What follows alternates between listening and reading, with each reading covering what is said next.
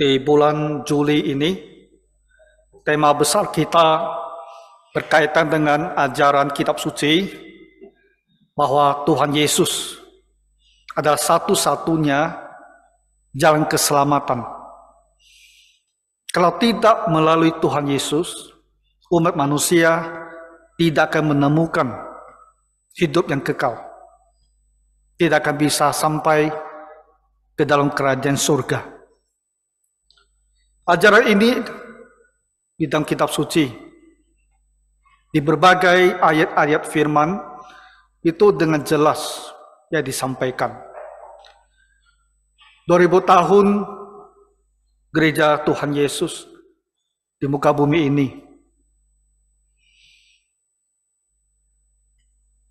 telah mengalami begitu banyak kemunduran,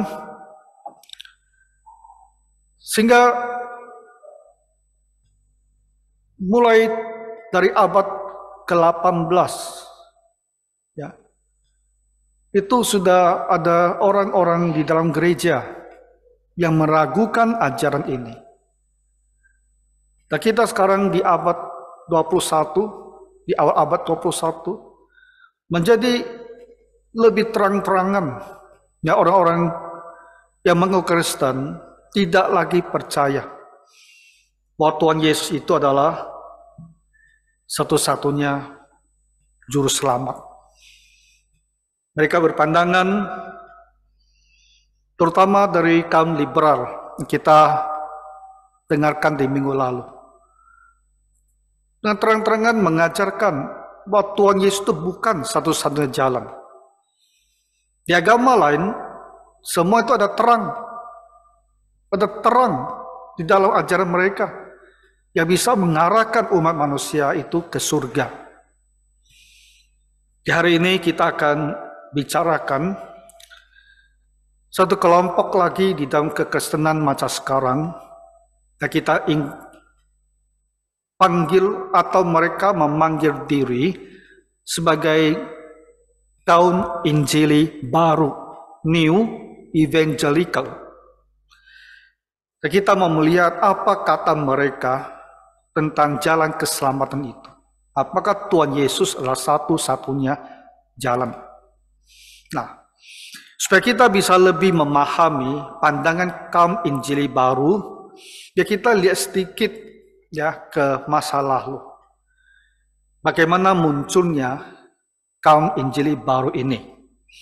Dan kita mulai dengan mencari tahu terlebih dahulu apa arti kata Injili ini. Sebelum kita masuk ke Injili baru, Injili atau evangelical. Kalau kita bicara dari etimologi, dari akar kata Injili, ini kan merupakan, boleh dibilang bunyi Injili itu kan berasal dari kata Yunani Evangelion, mirip Evangelion, Injili. Dan kata Evangelion ini artinya adalah kabar baik. Nah, ada satu kata kerjanya Evangelizomai, artinya mengabarkan sesuatu sebagai berita yang baik. Yang kata lain, Injil itu, kata ini sendiri artinya kabar baik. Nah, kata ini sudah dipakai di dalam masyarakat orang Yunani.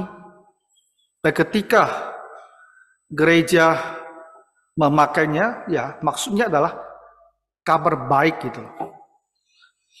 Tapi bagi kita orang Kristen, kabar baik itu apa? Apa maksud kabar baik ini? Nah, kita lihat dalam kitab suci, di slide berikutnya, isi daripada Injil atau kabar baik itu apa? Nah, itu diambil dari 1 Korintus pasal 15 ayat yang ke-3 sampai 5. Isi atau berita yang baik ini adalah bahwa Kristus anak Allah, dia telah mati karena dosa-dosa kita. Ia telah bangkit pada hari yang ketiga, dan ia menampakkan diri kepada murid-muridnya. Jadi Tuhan Yesus itu mati bagi dosa umat manusia, dan dia bangkit kembali. Dan kebangkitannya ini tidak disangsikan, karena dilihat oleh banyak dari murid-muridnya. Jadi isi daripada kabar baik, isi daripada Injil ini adalah kita mempunyai seorang juru selamat yang telah mati bagi dosa kita, yang akan bisa melepaskan kita dari hukuman atas semua dosa itu. Itulah arti daripada Injil, konten atau isi dari berita baik itu. Jadi ketika kita bilang, saya mau beritakan sama Bapak Ibu berita Injil, maka yang kita sampaikan itu bukan bahwa Tuhan akan memberkati kamu dengan kesehatan, dengan kekayaan, bukan. Itu seperti berita baik kan, tapi bukan berita baik seperti ini yang dimasukkan dengan kata Injil. Berita baik dalam Injil itu adalah bahwa kita mempunyai juru selamat yang telah mati bagi kita, yang telah bangkit kembali, dan kita pasti akan diselamatkan untuk hidup kekal. Nah, itu arti kata Injilnya. Lalu ketika di dalam gereja, apakah pada masa dulu atau sekarang, kalau ada orang disebut orang Injili, oh ini aliran Injili, ini orang-orang Kristen Injili, apa yang kita masukkan? Aliran Injili ini mengajarkan atau menekankan bahwa kita harus punya hubungan pribadi dengan Kristus Yesus. Karena kita tahu Yesus ini, dia telah mati untuk dosa kita, dia telah bangkit kembali, jadi dia adalah juru selamat hidup. Supaya kita juga bisa diampuni, supaya kita juga bisa punya hidup kekal, kita harus mengenal dia.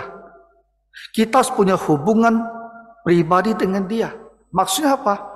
Kita harus mengakui dia sebagai Tuhan kita, juru selamat kita. Mengakui bahwa kita ini adalah umatnya. Kita akan beribadah kepadanya. Kita akan hidup mengikuti dia. Kita akan melayani Tuhan Yesus. Ini hubungan pribadi. Nah, jadi orang-orang yang disebut orang Injili, dia akan percaya dan mengikuti prinsip ini. Makanya kita selalu bicara tentang hasil lahir baru. Ya, lahir baru. Artinya kita telah berubah. Bahwa Roh Kudus telah bekerja di hati kita, telah membuat kita bertobat kembali kepada Allah, kembali kepada Tuhan Yesus, kembali menjadi umat Tuhan. Nah, di seorang Injili, dia ada orang yang telah mendengar tentang Tuhan Yesus dan dia percaya, dia lahir baru, dia tahu Yesus ini telah mengampuni dosanya, Tuhan Yesus ini telah bangkit, dia ada juru selamat hidup, dan dia akan bawa kita ke surga. Ini adalah seorang Injili. Nah, jadi kalau orang-orang Kristen yang ramai, gereja-gereja mengatakan mereka ini adalah orang Injili, mereka ini adalah gereja Injili, maka yang mereka maksudkan adalah mereka percaya, mereka mengaku, mereka telah mempunyai hubungan pribadi dengan Tuhan Yesus. Mereka adalah umatnya.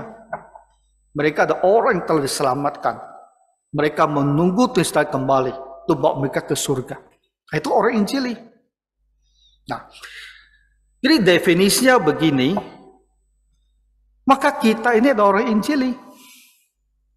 Gereja dimanapun juga, orang-orang Kristen dimanapun juga, kalau mereka berpikir seperti ini, dan menganut pemahaman ini, maka mereka disebut orang Injili. Jadi Injili, orang Injili itu ada di mana-mana. Ya, di berbagai denominasi mereka itu ada. Kalau di HKBP, orang itu percaya seperti ini, dia itu kita bilang dia Injili juga. Gereja Metodis, kalau dia juga percaya seperti ini, dia juga kita sebut orang Injili. Tapi sering sekarang di gereja-gereja yang tradisional, mereka tidak begitu memahami lagi atau mengajarkan bahwa kita harus lahir baru. Lebih bergeser bahwa Tuhan Yesus ini di sebuah teladan bagi kita dalam hal moral dan etika. Mereka bergeser, tidak melihat dia lagi sebagai Tuhan yang menebus dosa kita. Pergeseran ini membuat mereka tak bisa disebut orang Injili, walaupun dia mengaku sebagai orang Kristen. Jadi paham ya? Nah, jadi gereja Metodis, Presbyteria, Anglikan, Lutheran, gereja Reform, Pentakosta juga, Karismatik juga. Kalau mereka percaya bahwa Yesus Juru Selamat, kita harus punya hubungan pribadi sama dia, kita ini harus lahir baru, mereka bisa disebut sebagai orang Injili. Nah, sekarang yang mau kita bicara sore ini kan bukan Injili gitu, tapi Injili baru. Nah, kita pasti berpikir, bukankah definisi Injili ini telah begitu baik, begitu tepat untuk menggambarkan orang-orang Kristen sejati? Itu istilah yang sudah sangat bagus sekali. Lalu kenapa harus muncul istilah baru, Injili baru, atau New Evangelical? Evangelical itu kan dari kata Evangelion, artinya Injili. Kenapa harus ada New Evangelical? Kenapa harus ada Injili baru? Nah, kita perlu lihat sedikit sejarah jadi awal abad ke-20. Slide berikutnya ya. Nah, ini pertarungan fundamentalis dan liberal. Minggu lalu kita telah melihat bagaimana permulaan daripada ajaran liberalisme Schleiermacher, yaitu bapak gereja aliran liberal. Abad ke-16 reformasi. Gereja menemukan kembali Injil yang sesungguhnya bahwa kita diselamatkan oleh iman. Jadi selain ada gereja Katolik yang masih bersikeras dengan ajaran keselamatan mereka, nah kelompok yang bertolak belakang dengan pandangan Katolik dengan keselamatan, mereka ini semua bisa dikatakan adalah orang-orang Injili gitu. Ya, dengan doktrin yang tepat sesuai kitab suci. Itu abad ke-16. Abad ke-17 kondisinya masih baik. Tapi sudah ada pribadi-pribadi sana sini yang mulai meragukan apakah kitab Injil ini benar-benar ditulis oleh para rasul atau mereka yang bersama dengan rasul, mulai mempertanyakan, tapi itu masih sangat sederhana. Kita sebut mereka sebagai lower criticism, kritik rendah, ya, kritik yang tidak bermaksud mau menyangkal ajaran, tapi hanya ingin memperjelas. Ya, umpamanya kenapa ada 4 Injil ya? Di mana letak perbedaan persamaannya? Dan itu udah mulai bertanya. Memasuki abad ke-18 itu menjadi sangat kencang.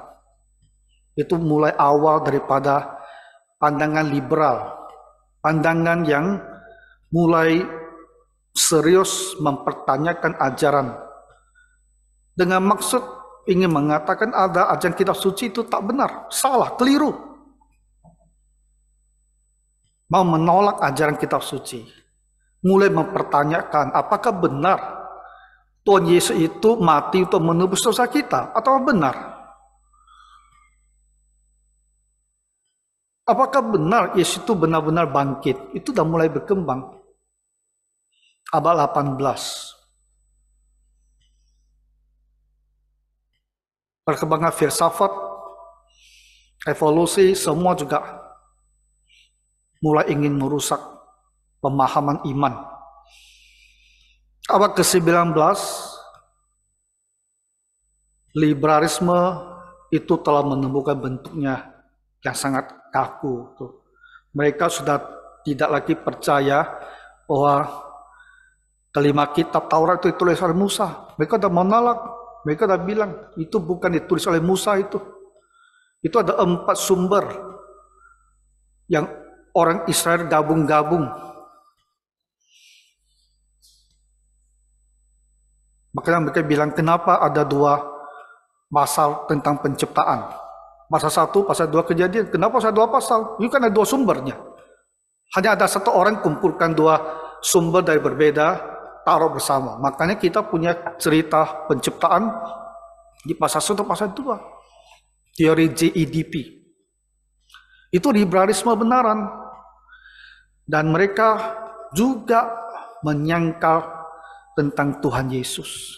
Dia bilang, Tuhan Yesus tak pernah mengaku bahwa dia adalah Mesias. Jadi mereka bilang, gereja apa pertama yang menciptakan teori bahwa Yesus itu adalah Mesias? Padahal Tuhan Yesus sendiri tidak pernah mengatakannya. Tapi apakah benar? Ketika perempuan Samaria bertanya tentang Mesias, Yesus bilang, dia yang berbicara pada kamu. Jadi membaca ayat itu jelas sekali, Yesus lagi mengatakan, akulah Mesiasnya. Tapi orang liberal bilang, tak, dia tak bicara secara langsung, jadi dia tidak pernah mengaku. Orang gereja saja yang bilang Yesus adalah Mesias, dia sendiri tidak bilang.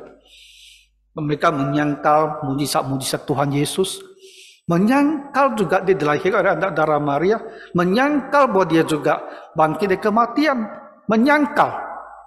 Itulah liberalisme yang minggu lalu kita sedikit banyak telah dengar. Nah, itu abad ke-19. Masuk abad ke-20, situasinya sudah sangat-sangat buruk. Seminari di Amerika yang betul-betul kuat sekali, dia dalam menjaga ajaran doktrin reform benar, itu adalah Princeton Theological Seminary. Paling kuat itu. Tapi di abad ke-20, di Princeton Seminary, itu timbul pergolakan. Guru-guru besar yang muncul, kebanyakan sekolahnya itu di Jerman, mereka tidak lagi mau mengakui ajaran-ajaran Kristen seperti ini. Jadi terjadilah pertarungan dalam seminari Princeton ini. Tapi kaum yang menyangkal lebih kuat, maka mereka menang. Mereka menguasai seminari itu. Jadi dosen-dosen lainnya yang tetap setia kepada ajaran kita, mereka keluar dipimpin oleh Profesor Grayson Machen. Dia bawa mereka keluar dan dirikan seminar yang baru, namanya Westminster Seminary. Sampai sekarang Westminster Seminary itu masih ada. Nah, di titik itulah terjadi pertarungan yang kencang sekali antara Injili yang tetap percaya pada kitab suci dan orang Kristen yang sudah menyangkal doktrin-doktrin utama di dalam gereja ini. Jadi pertarungan fundamentalis dan liberal. Orang-orang Injili ini yang percaya kepada doktrin-doktrin utama di Alkitab, mereka disebut orang fundamentalis. Jadi fundamentalis ini ada orang Injili gitu. Tapi dalam doktrin gereja yang banyak, ada 5 yang sangat penting yang ditolak oleh pihak yang satu, yang kita sebut sebagai orang-orang liberal. Maka orang-orang Injil ini yang ingin mempertahankan 5 ajaran yang sangat penting ini, yang mereka sebut sebagai five fundamental, 5 ajang fundamental. Fundamental itu kan pondasi, fundamen kan pondasi. Yang dasar gereja dibangun di atas doktrin ini tak boleh ditolak. Ada 5 fundamentalnya. Makanya mereka disebut orang-orang fundamentalis. Kita ini, Alkitab Presbyterian adalah gereja fundamentalis. Tapi zaman kita sekarang fundamentalis punya makna yang sangat jelek, ya kan? Karena di pihak agama lain, kelompok fundamentalis itu jadi teroris. Tapi ketika orang gereja berbicara fundamentalis, kita tak pernah main kekerasan. Tak pernah mau membunuh orang itu tidak ada. Tak pernah mau membunuh tidak ada. Ini hanya masalah ajaran, masalah doktrin. Orang Injili yang ingin mempertahankan 5 ajaran yang sangat pokok dalam kekristenan, mereka kemudian menyebut dirinya fundamentalis. Mereka adalah Injili. Tapi untuk menunjukkan bahwa mereka ini membela kelima doktrin utama ini, maka mereka juga menyebut dirinya sebagai fundamentalis. Tapi mereka ini adalah Injili. Lalu kelompok yang menyangkal doktrin-doktrin ini, mereka disebut sebagai orang liberal. Nah, atau modernis. Modernis karena mereka kan modern gitu loh. Mereka merasa cara pikir mereka itu harus modern, harus kekinian, harus sesuai dengan sains, sesuai dengan bukti sejarah. Maka mereka itu disebut modernis atau liberal. Ya. Nah, jadi the fundamentalist modernist controversy. Kontroversi artinya kontroversi. Pertarungan is a major schism, dan perpecahan utama originated bermula di tahun 1920-an sampai 1930-an di dalam gereja Presbyterian pada awalnya.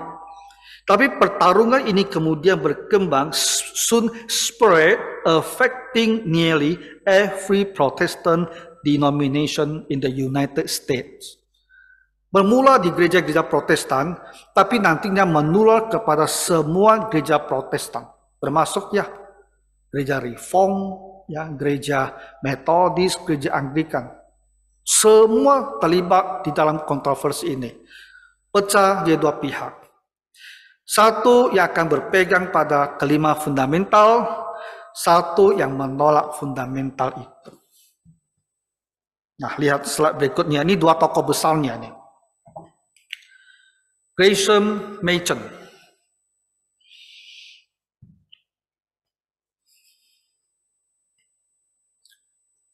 Umurnya 56 saja.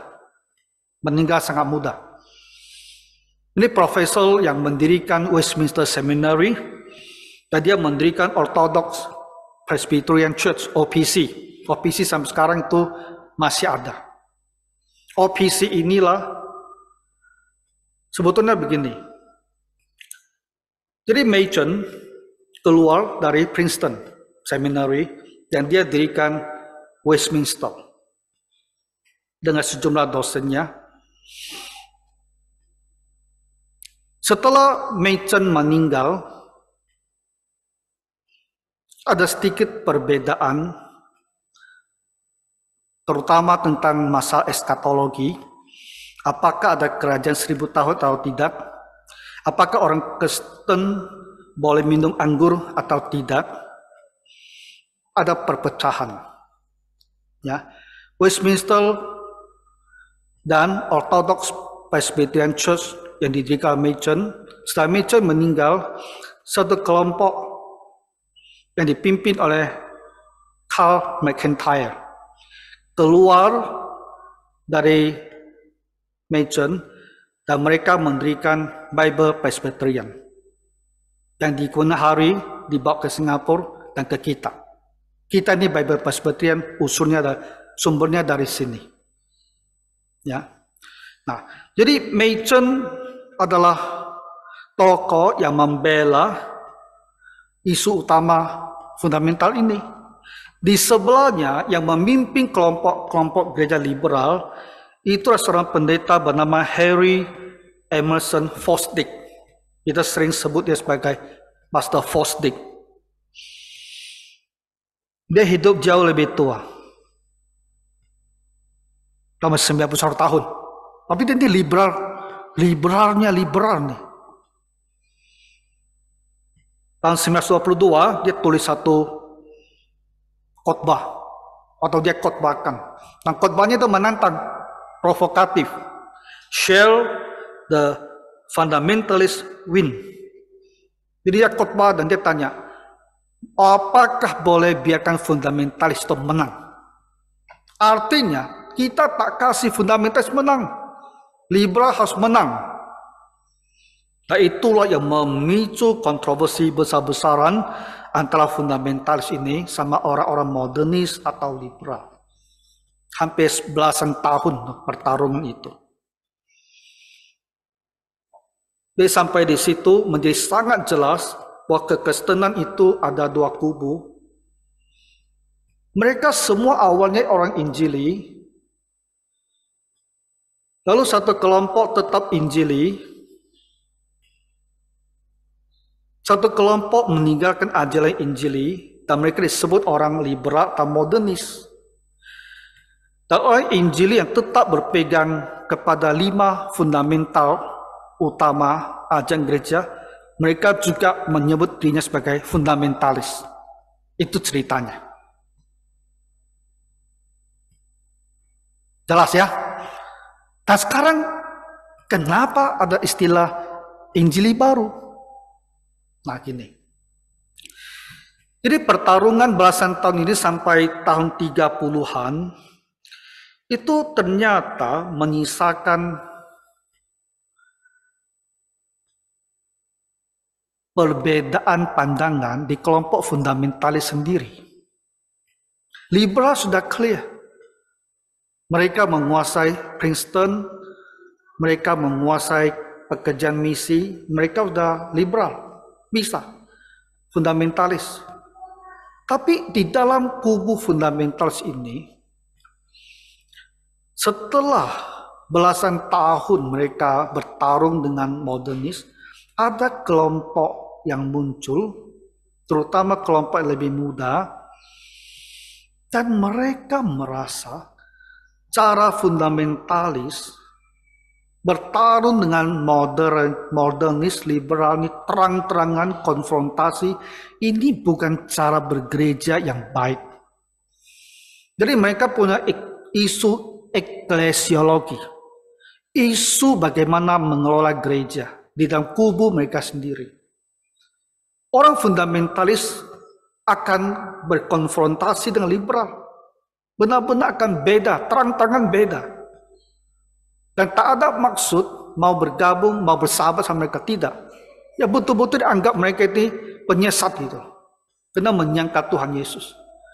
Tapi setelah pertarungan belasan tahun itu, muncul orang-orang baru yang merasa cara gereja mengelola isu ini kurang tepat.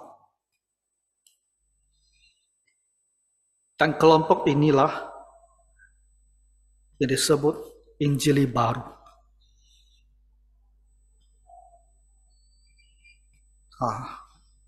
Kita lihat slide berikutnya lagi ya. Perjelas sedikit tentang fundamentalis. Jadi yang dipertarungkan antara fundamentalis dan liberal itu adalah isu foundational, dispute about the role of Christianity. Apa peran kekristenan dalam masyarakat? The authority of the Bible, otoritas atau wewenang Alkitab. Apakah Alkitab adalah pegang kita yang tertinggi?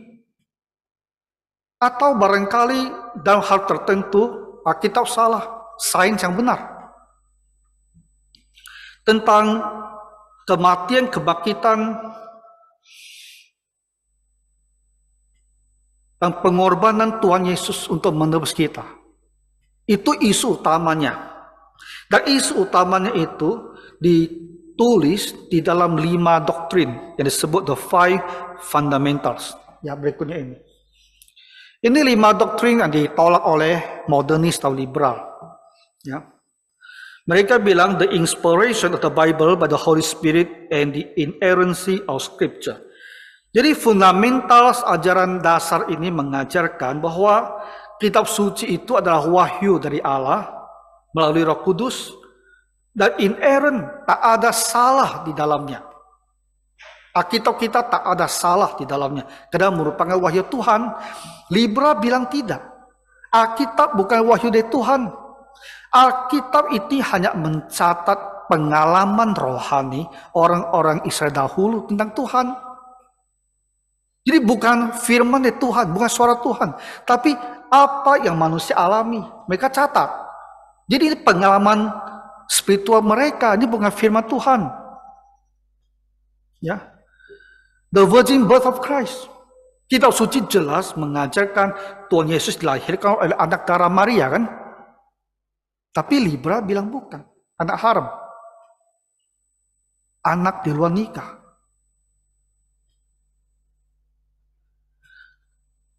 The belief that Christ's death was an atonement for sin. Fundamental mengajarkan bahwa kematian Tuhan Yesus itu adalah untuk penebusan dosa kita. Ya. Karena dosa harus ada hukuman. Yesus mati menggantikan kita, supaya kita tak usah dihukum. Kita ditebus dari hukuman itu, diambil dari hukuman itu. Karena Yesus membayar hukuman itu. Libra bilang bukan. Yesus mati bukan untuk menebus dosa kita. Dia mati untuk menjadi sebuah contoh teladan rela menyangkal diri, rela berkorban untuk kita tiru. Kematiannya bukan untuk menghapuskan dosa kita, tapi supaya mengajar kita menjadi sebuah teladan bagi kita untuk mengasihi orang lain, untuk rela berkorban bagi orang lain. The bodily resurrection of Christ. Fundamental mengajarkan Yesus yang disalibkan, tubuh yang disalibkan, itulah tubuh yang bangkit. Libra bilang dia tak pernah bangkit. Dia sudah mati. Historical reality of Christ's miracles. Fundamental mengajarkan bahwa Tuhan Yesus itu benar-benar melakukan mujizat. Mujizat adalah suatu peristiwa historis, suatu peristiwa sejarah, suatu hal yang benar-benar terjadi. Modernis bilang bukan. Itu hanya orang Kristen dulu tidak paham, tidak mengerti sesuatu yang bisa dijelaskan secara alamiah. Tapi karena tidak tahu, mereka pikir itu mujizat. Nah, jadi antara fundamentalis dan modernis itu sangat jelas, clear sekali perbedaan mereka. Ya. Dan 5 fundamental ini ada ajaran tentang kitab suci. Modernis tidak percaya, karena mereka mulai dengan menyangkal kitab suci sebagai firman Tuhan. Maka semua ajaran dan kitab suci itu bagi mereka tidak punya kekuatan mengikat. Mereka bisa menolak begitu saja. Itulah situasi gereja di tahun 1920-an sampai 1930-an. Gereja Kristen di Amerika dan di dunia. Pertarungan antara kelompok Injili fundamentalis dengan para modernis liberal. Nah, tentu pertarungan demikian pahit ya. Dunia luar, non-Kristen juga pasti melihatnya. Bagaimana mereka semua menyebut dirinya Kristen, tapi bertarung besar-besaran seperti itu. Kita merasa ini harus bertarung. Kalau ada doktrin, ada firman Tuhan yang disangka, kita harus pertahankan.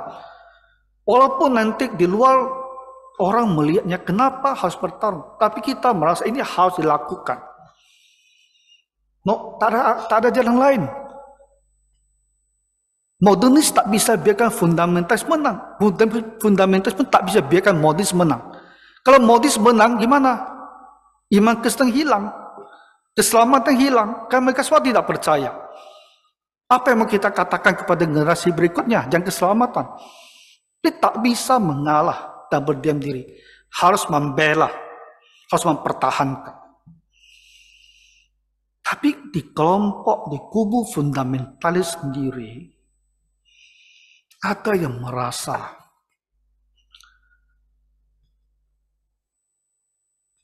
kesaksian kita tidak baik bagi dunia.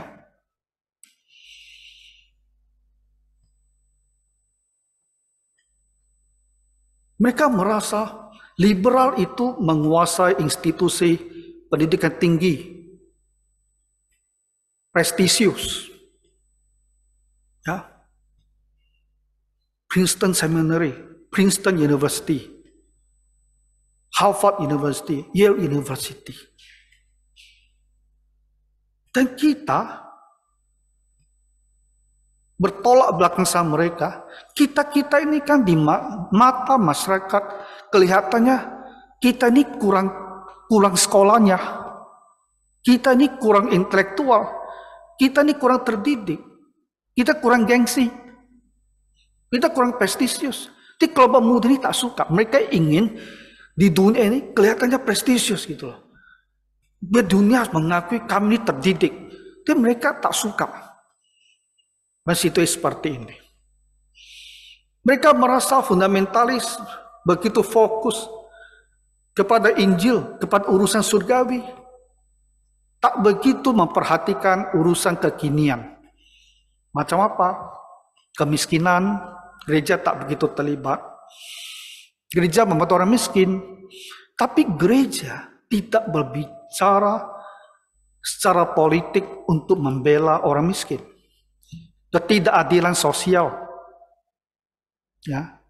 Dan tahun-tahun seperti itu, awal 20 kan di Amerika itu masa perbudakan masih belum selesai itu.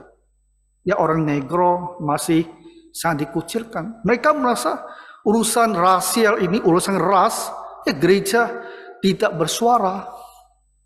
Jadi mereka ingin bersuara. Mereka ingin gereja harus menangani isu-isu kekinian, isu-isu yang real.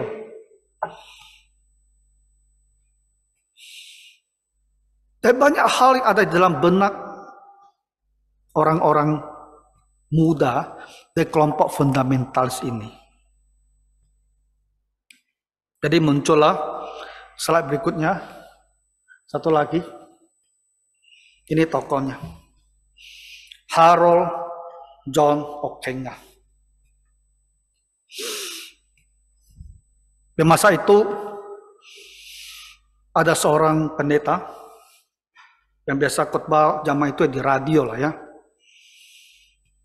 Namanya Charles Fuller, pendeta Charles Fuller.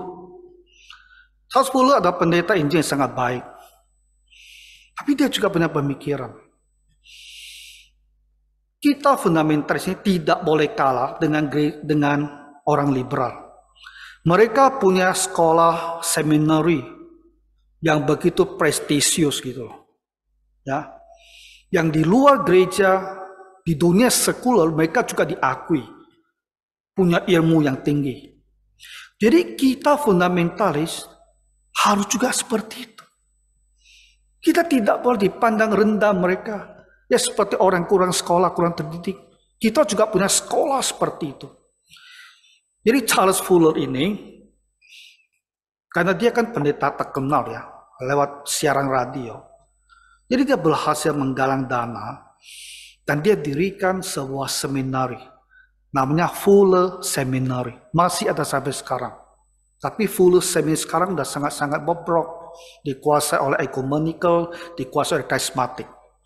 Charles Fuller dirikan seminari disebut Fuller Seminary. Dan dia bilang mau jadikan seminar ini yang setara nantinya dengan seperti Princeton. Jadi dengan dana yang banyak mereka merekrut guru-guru besar yang terkenal, top brand, orang-orang yang dianggap pintar dalam dunia biblical dan dunia teologi. Dan mereka inilah dikumpulkan dalam Fuller Seminary. Apa hubungannya Harold Ockenga ini? Pada satu acara wisuda Fuller Seminary di tahun 1948, jadi dari 30-an sampai 48 itu udah belasan tahun kemudian. Di acara wisuda itulah Harold Ockenga menyebut istilah New Evangelical dari mulut dia.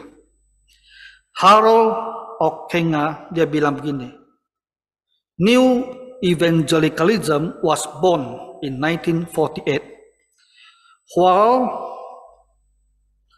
reaffirming the theological view of fundamentalism. Sementara Injili baru ini tetap mengaminkan, tetap mengiyakan, tetap setuju dengan pandangan teologis para fundamentalis. Kenapa mereka ada fundamentalis?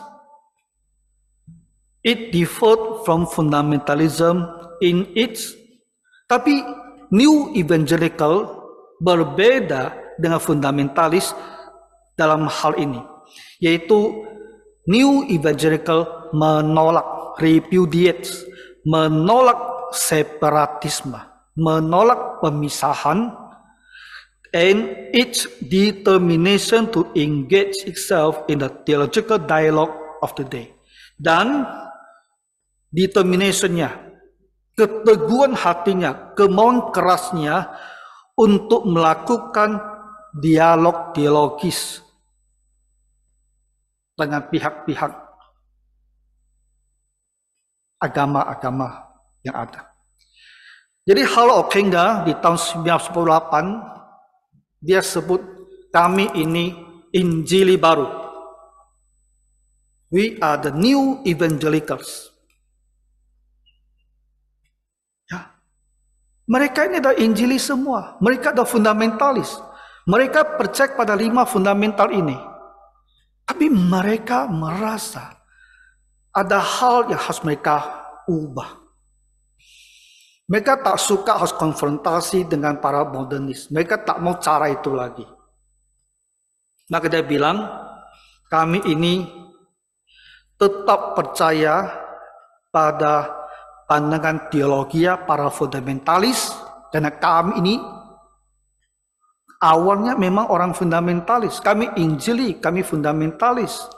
Tapi kami adalah Injili jenis baru, Injili yang bukan fundamentalis lagi. Kami tidak mau seperti para fundamentalis melakukan pemisahan dengan orang-orang modernis. Machen keluar dari Princeton itu kan adalah pemisahan. Machen tidak mau tetap jadi guru besar di Princeton bersatu dengan para guru-guru besar liberal. Dia tidak mau satu kampus mengajar dengan orang-orang tidak percaya pada kitab. Dia tarik diri, dia keluar. Itulah pemisahan. Harold Ockenga bilang, kami tak mau lagi seperti itu. Kami menolak pemisahan.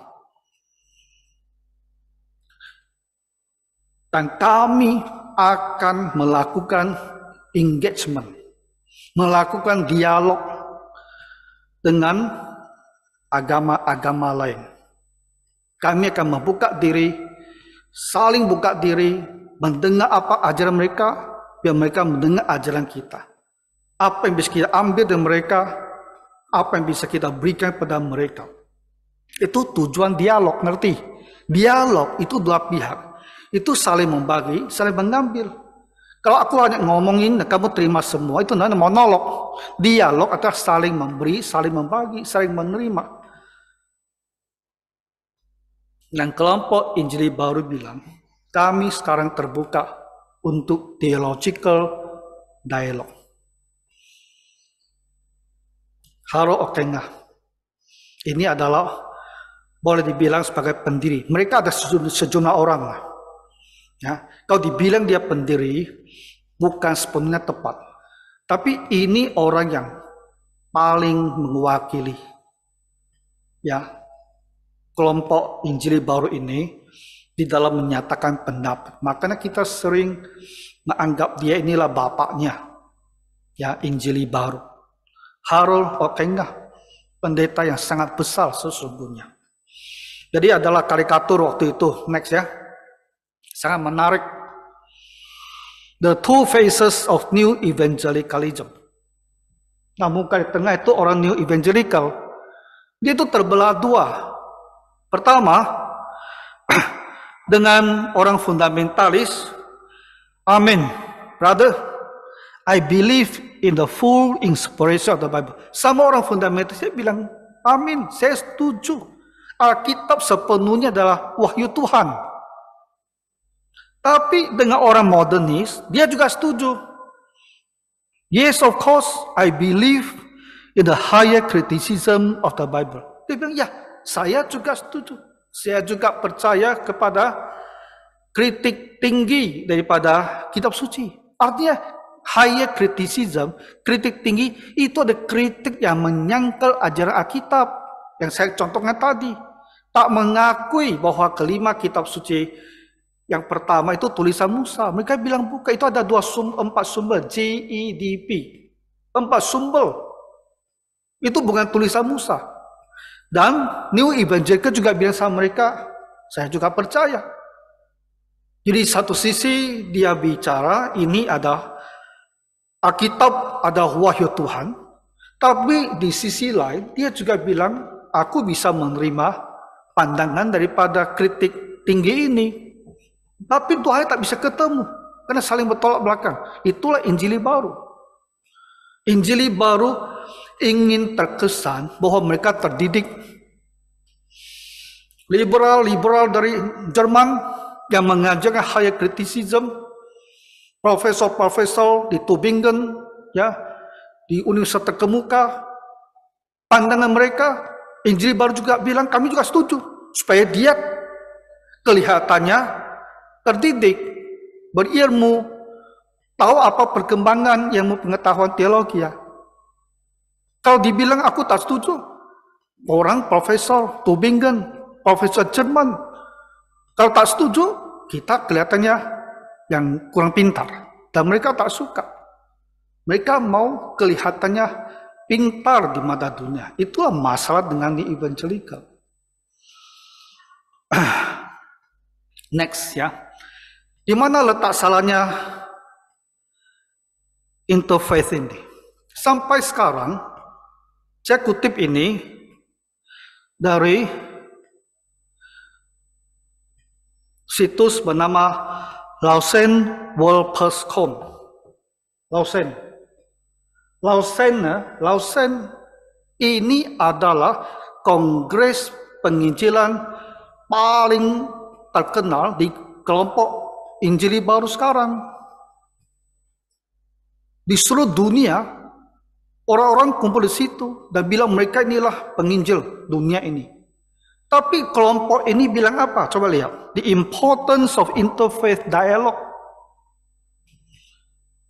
Lausanne Congress itu ada bagian daripada Injili baru. Dan sampai hari ini, mereka masih bilang dialog antar agama itu sangat penting.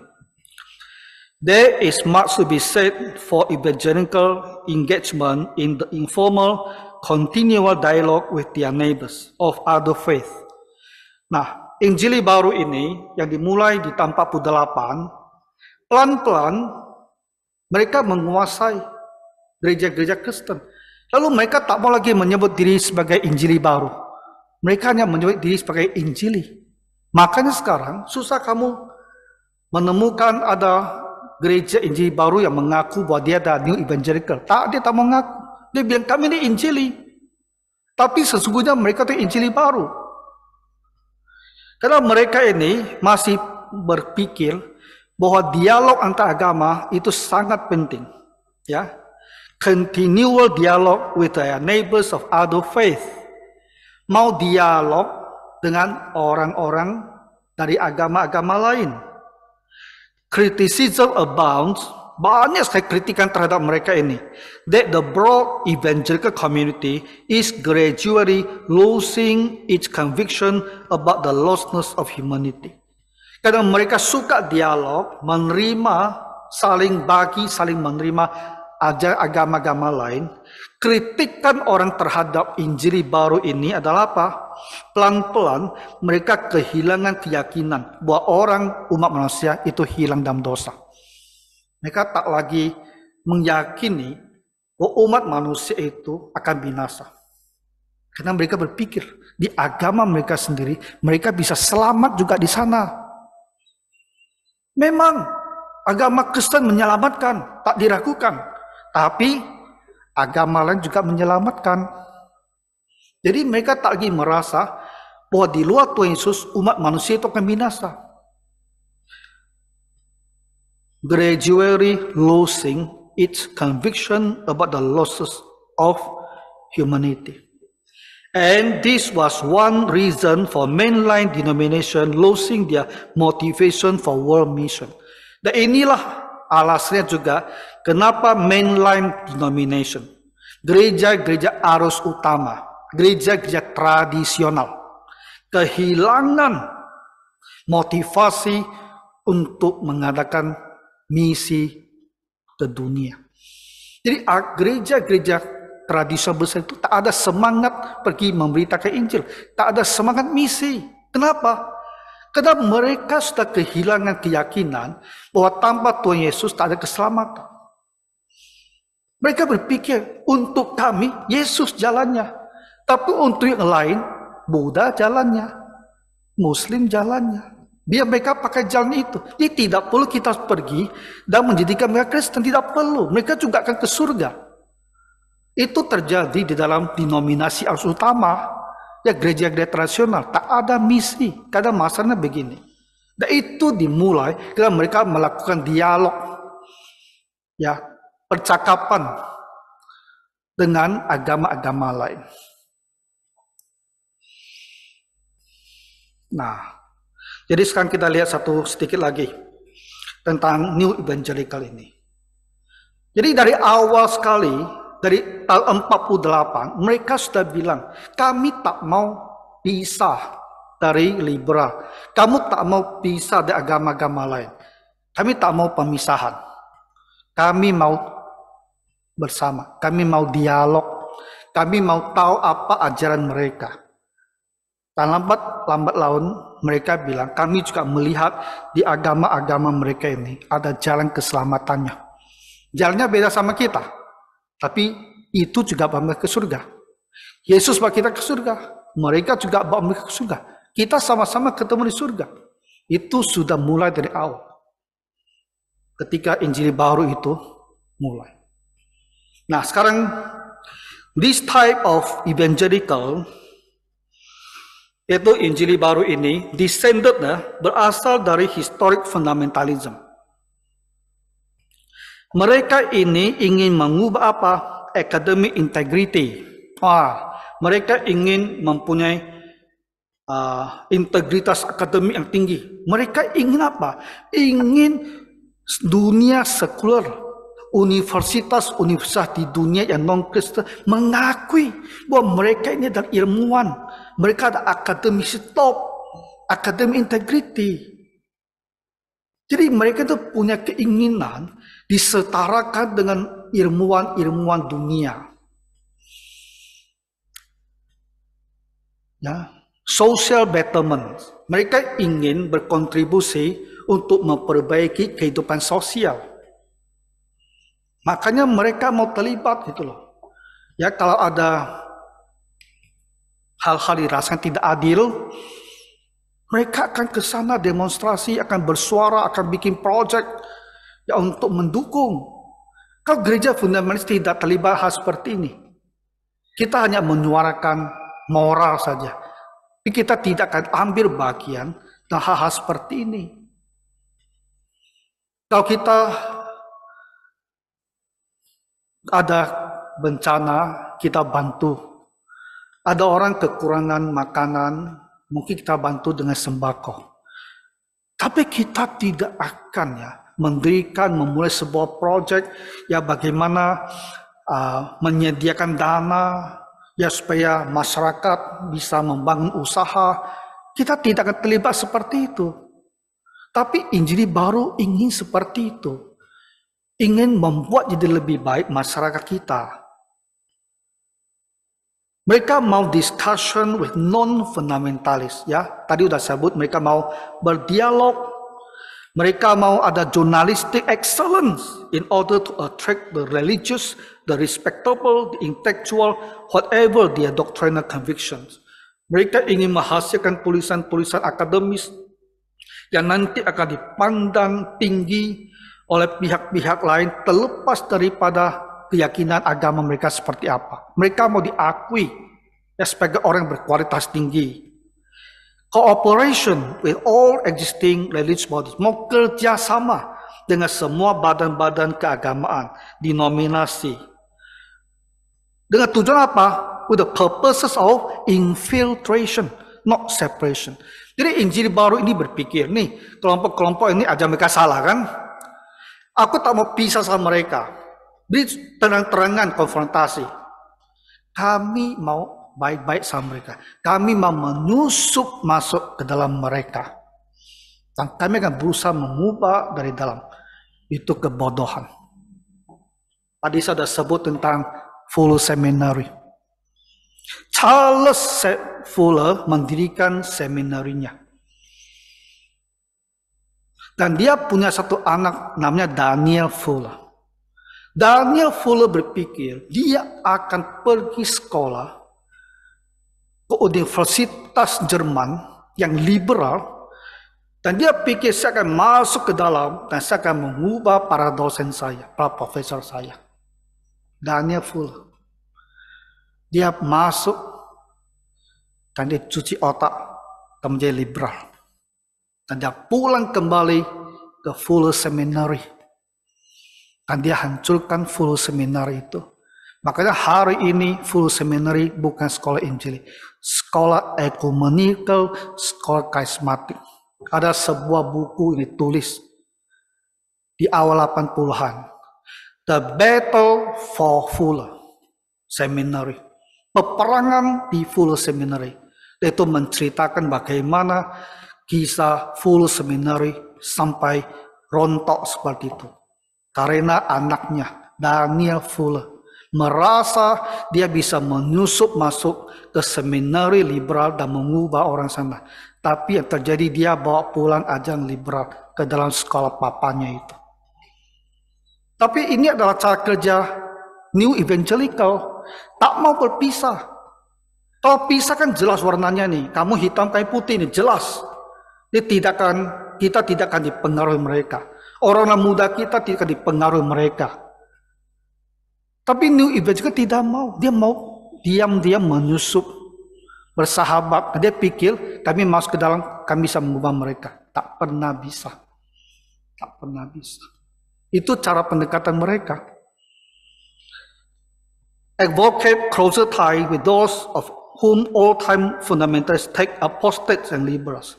Mereka mau kerja sama, bangun hubungan dengan orang-orang disebut apostate, orang sesat, orang liberal, yang fundamentalis dulunya tidak mau kerjasama. Tapi kelompok muda dari fundamentalis ini mau kerjasama. Dan mereka menyebut dirinya itu New Evangelical. Kesimpulannya saya kutip satu tulisan orang Indonesia. Ya, next one. Kita lihat apa yang dia bilang. Ini orang Indonesia yang tulis. Mulailah diselenggarakan pertemuan-pertemuan dengan para teolog modern, ya teolog liberal, untuk mendiskusikan dialog tentang hal-hal yang menjadi keberatan teolog modern ini. Misalnya, otoritas keabsahan Alkitab. Modern kan menolak tuh bahwa Alkitab itu ada wahyu Tuhan. Jadi diskusikan. Hasil yang ditimbulkan dari pertemuan-pertemuan ini memberi kesempatan kepada kaum Injili. Sebenarnya ada New Evangelical kepada kaum Injili baru untuk mulai melakukan kompromi dan toleransi teologi. Ya akhirnya justru memberi dampak yang negatif bagi berita Injil. Ini tulisan dalam bahasa Indonesia. Orang Indonesia pun tahu.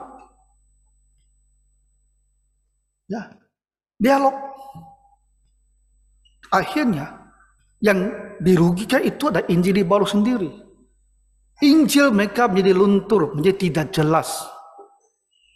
Bagaimana tidak jelasnya? Saya kasih contoh. Tokoh ini, Billy Graham. Billy Graham adalah tokoh di muka publik yang paling besar dari Injil baru. Harold Ockenga, Carl Henry, mereka ini semua lebih banyak dalam mengurus organisasi. Tapi yang muncul di depan umum, yang bertemu dengan ratusan ribu orang, itu adalah Billy Graham. Sudah wafat sih.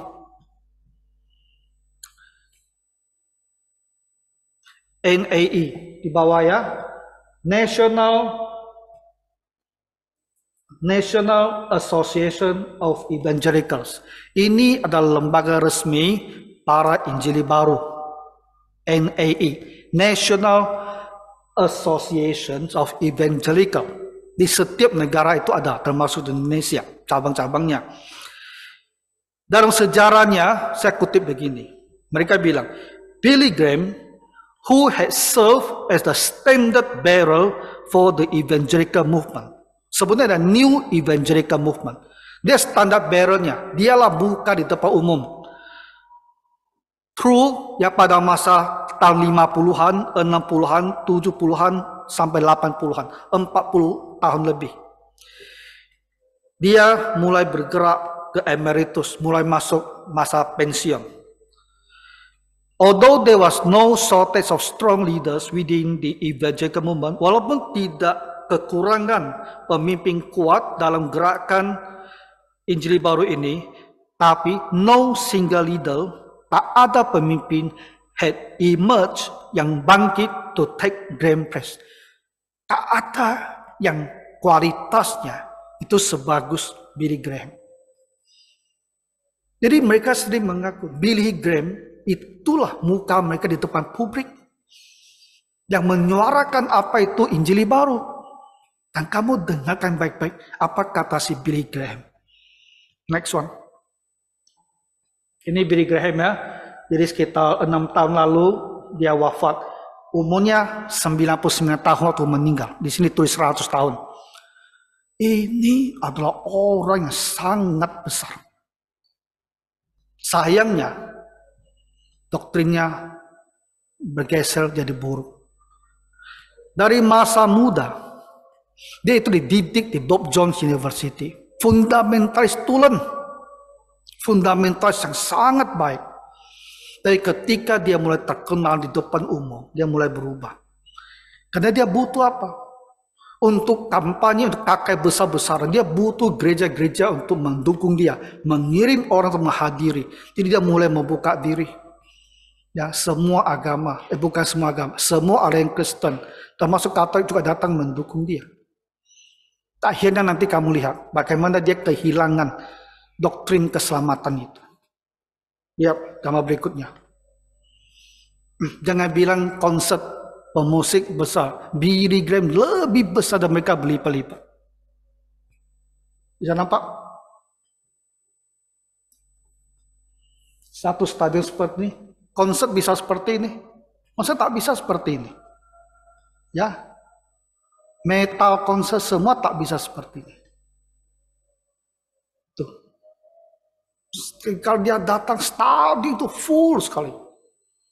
Itu ada kualitas Billy Graham.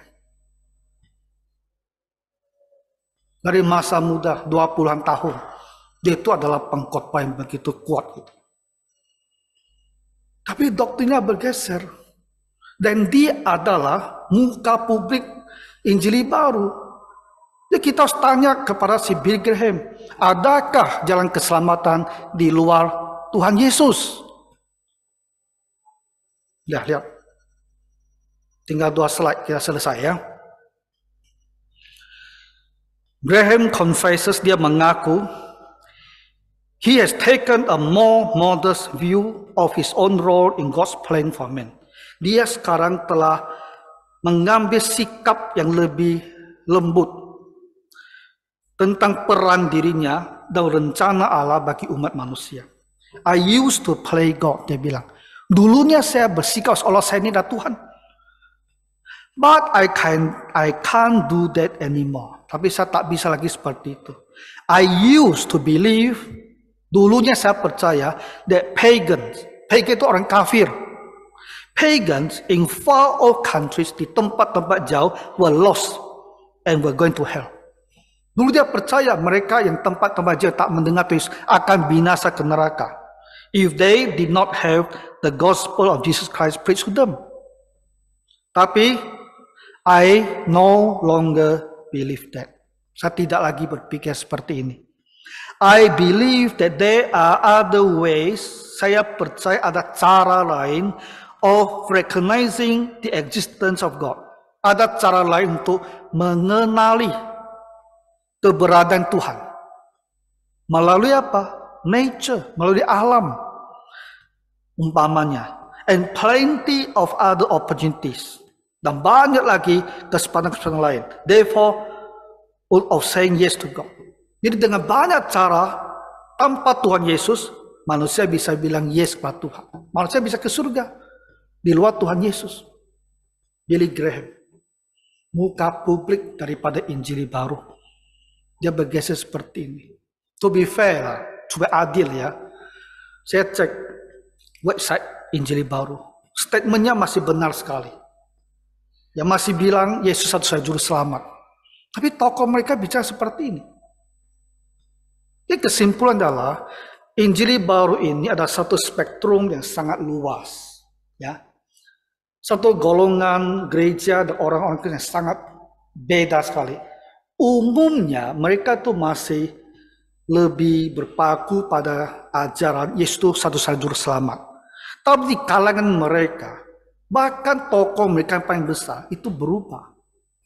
Nah itu menakutkan. Karena yang lainnya bisa mencontohi tokoh dia ini.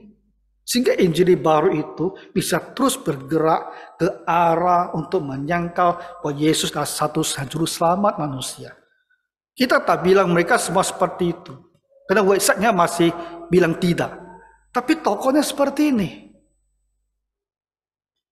Dan bagaimana dengan para pengikut mereka yang banyak itu di lapangan?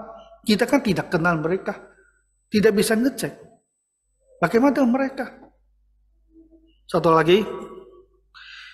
Ini adalah interview dengan Billy Graham di tahun 97 ya. 97 itu berarti apa? 26 tahun lalu. Jadi bukan waktu dia tua loh. Ini 20 tahun lalu. Ini kan masih sekitar 70-an tahun dia itu. Apa yang dia bilang? Dia bilang, God's purpose for this age, rencana Tuhan bagi zaman ini, is to call out, memanggil keluar a people for his name. Memanggil satu umat bagi namanya. He is calling people out of the world for his name. Dia memanggil orang-orang keluar bagi namanya.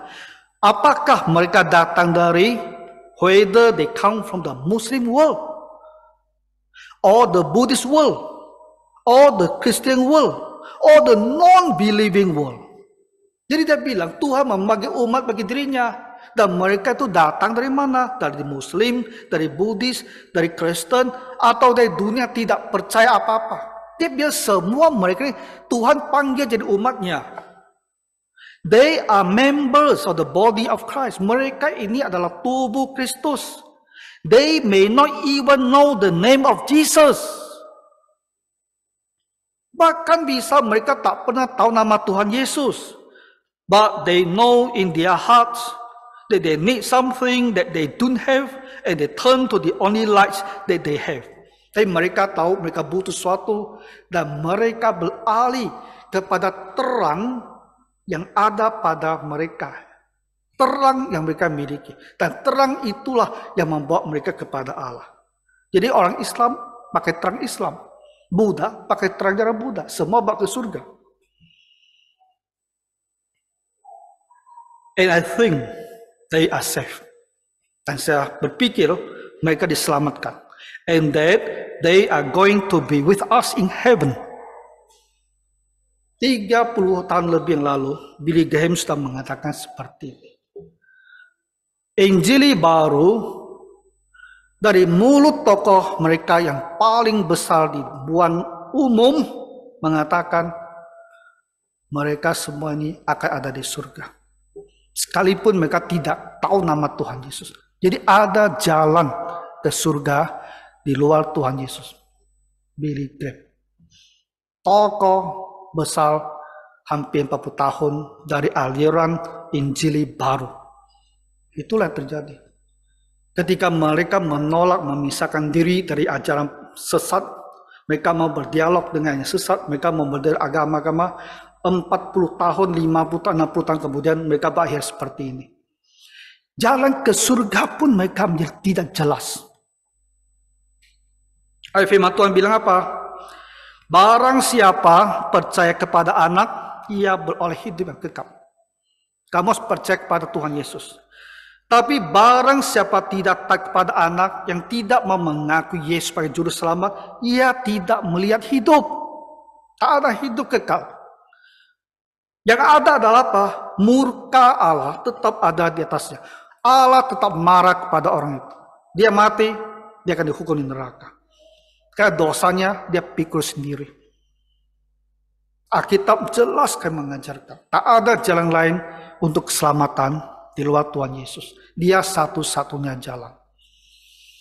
Tapi kekristenan kita, Injili baru ini, telah menggerakkan gereja, menggeser, meninggalkan jalan yang membawa orang kepada hidup kekal ini. Sejarah gereja. Ya Tuhan kiranya memberi kita pengertian. Ya tetap kita harus berpegang teguh pada firman Tuhan. Kita ada Injili fundamentalis. Ya, mari kita berdoa. Bapa Surgawi, kami berdoa Tuhan supaya pengetahuan sejarah ini Alkitab menunggukan iman kami. Bahwa kami harus berpegang teguh pada kebenaran kitab suci supaya gereja tidak bergeser dari kebenaran yang menyelamatkan ini. Berkatilah semua jemaat-Mu. Dalam nama Tuhan Yesus Kristus kami berdoa. Amin.